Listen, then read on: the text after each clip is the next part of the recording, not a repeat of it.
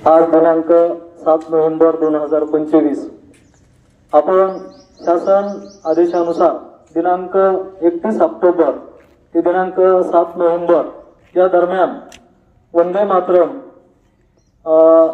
गीताविषयी जनजागृती केलेली आहे आणि त्यानिमित्त आज आपण 7 नोव्हेंबर हा शेवटचा दिवस, त्यानिमित्त आपण आज प्रदर्शनी म्हणजे त्या बोर्डावर आपण संपूर्ण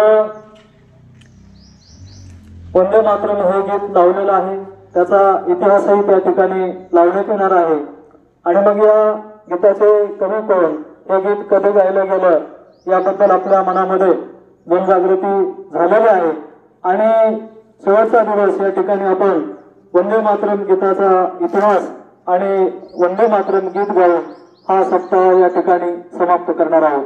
मी साळवे सरांना अशी विनंती करतो की त्यांनी मार्गदर्शन करावं। थोडक्यामध्ये मी तुम्हाला माहिती सांगतो। वंदे मातरम याचा अर्थ असा आहे की आई मी तुला नमन करतो।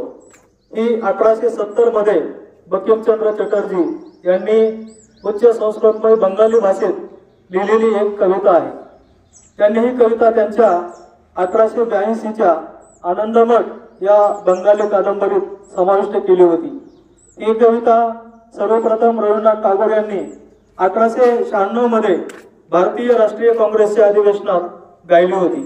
ऑगस्ट 1947 मध्ये ब्रिटिश राजवट संपण्यापूर्वी काँग्रेस कार्यकारिणीने ऑक्टोबर 1937 मध्ये या गाण्याचे पहिले 2 श्लोक भारताचे राष्ट्रीय गीत म्हणून स्वीकारले होते। 1896 च्या भारतीय स्वातंत्र्य राष्ट्रीय काँग्रेसच्या अधिवेशनात रवींद्रनाथ टागोर यांनी हे गीत प्रथम गायलं गेलं आणि नंतर या गीताला पुढे स्वातंत्र्य चळवळीमध्ये खूप मोठे स्थान मिळाले। 1905 पासून भारतीय स्वातंत्र्य चळवळीमध्ये हे लोकप्रिय मार्चिंग गाणे बनले गेले आणि हे गीत गात गात अनेक स्वातंत्र्यवीरांनी आपल्या देशाला स्वातंत्र्य मिळावं यासाठी तुरुंगवास भोगला, प्राणाची आहुती दिली आणि या गीताने एक स्वातंत्र्य लढ्याला खूप मोठे त्या काळामध्ये बळ मिळालं। हे एक राष्ट्रीय गीत आहे आणि जनगण मन जसं आपलं हे राष्ट्रीय गीत आता आपण गात असतो त्याचप्रमाणे त्या काळामध्ये हे वंदे मातरम गीत गायलं गेलं आणि मग या ठिकाणी आपण शासनाच्या आदेशानुसार हे गीत सप्ताह या ठिकाणी साजरा केला आहे।